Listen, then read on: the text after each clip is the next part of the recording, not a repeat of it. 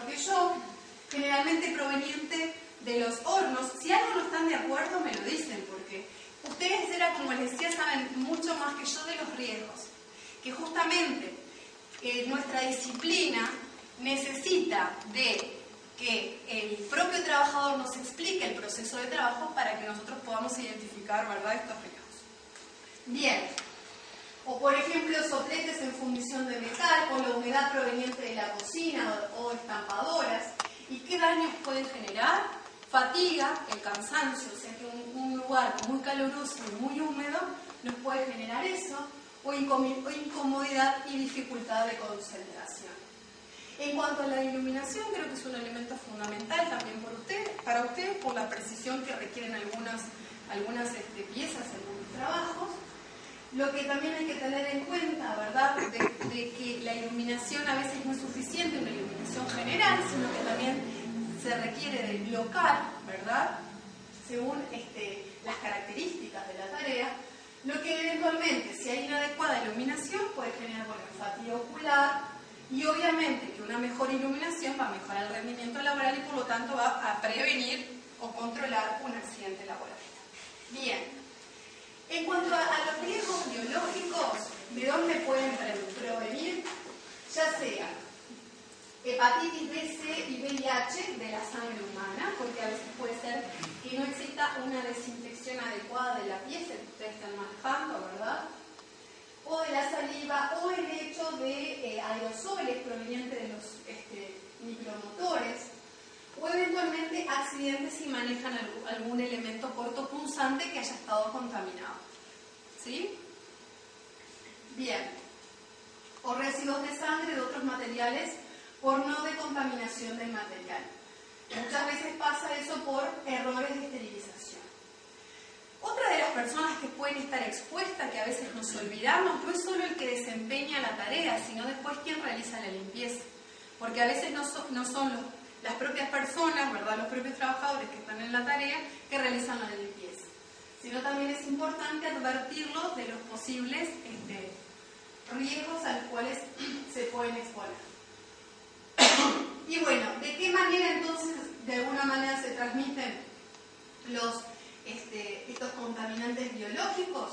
Por inhalación, percutáneo, o sea, a través de un pinchazo, ¿verdad? Ingestión, y eso es un tema central, del resto de los contaminantes que hay en el ambiente. Porque al no existir una adecuada higiene, ya sea de manos, o también hasta de la cara, puede ser una vía adicional de ese contaminante que quizás se transmitiría por vía inhalatoria, pero termina ingresando por vía digestiva. Bueno, el otro, y que muchas veces sucede, es por contacto de la piel. Me di la aplicación en la garganta. Y lo mejor es tomar agua en un caramelo, porque si no tomo un caramelo se seca más. Si no siguen eso. Bien. Entonces, ¿hasta acá vamos bien? ¿Más o menos va quedando claro? ¿Alguna duda, alguna pregunta, algún comentario? ¿No? Bien. Ahora los agentes químicos. También es bien importante tener en cuenta que según cómo esté la composición química de ese agente, de esa sustancia química, también de alguna manera va a ser la forma que uno entre en contacto. ¿Cuál es la vía más frecuente? Generalmente de las sustancias químicas es justamente la vía inhalatoria. Por lo tanto, por ser la vía inhalatoria, más probablemente se depositen en el pulmón, que es lo que después la doctora Bacino les va a explicar. Bien. Como hoy decíamos, según la concentración que exista de esa sustancia química, el tiempo que estemos expuestos, o sea, de exposición frente a esa sustancia, también hay un tema de susceptibilidad, que a veces suele pasar, y ustedes quizás conocen casos, que estaban los dos trabajando en condiciones similares, y a esa persona le pasó algo y a mí no, o al revés. Eso es porque también hay una susceptibilidad individual. ¿Está? respondemos diferente frente a determinados agresores. Depende del agente, o sea, de la sustancia química y fundamentalmente de las medidas de higiene y de seguridad que existan. ¿Existe alguna medida para controlar? ¿Existe alguna forma de que esa sustancia no me llegue? ¿Hay un encerramiento? ¿Sí? ¿O eventualmente se usa la protección adecuada para eso? Bien, todo tiene que ver con evitar el ingreso de esa sustancia al organismo, ¿verdad?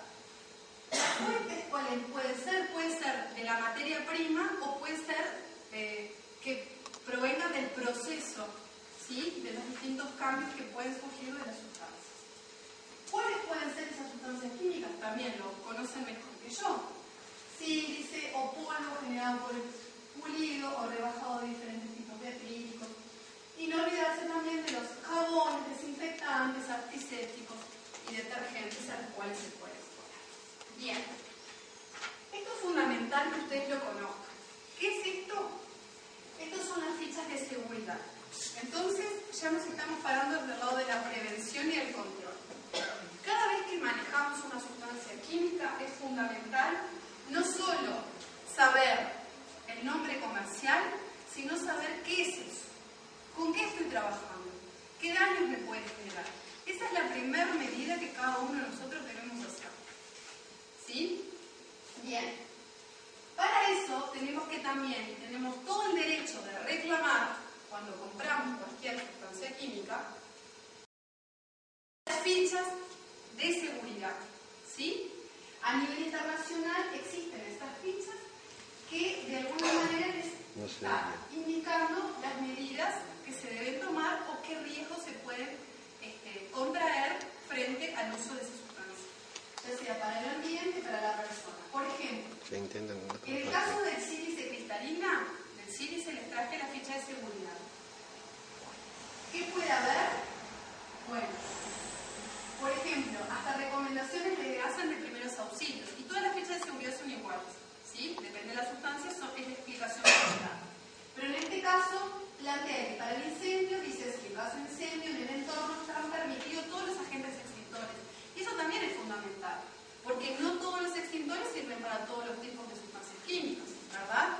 Por eso también es importante contar con la ficha de seguridad para saber qué extintor adecuado para esa sustancia.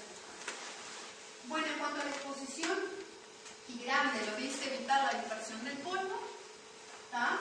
¿Qué medidas de prevención para no inhalar? Bien, ventilación, extracción localizada y protección respiratoria. Hay un tema que es central acá también. Tapa boca, lo único que hace es tapar la boca. No protege de las partículas, ¿sí? Para eso lo que hay que hacer es una máscara respiratoria.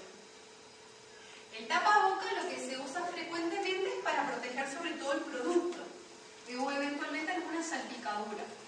Pero para no entrar en contacto con esas pequeñas partículas o esos gases o esos vapores, necesito usar una máscara que tenga el filtro específico para esa sustancia. ¿Ah? Ese es un tema bien importante. Bien, ojos.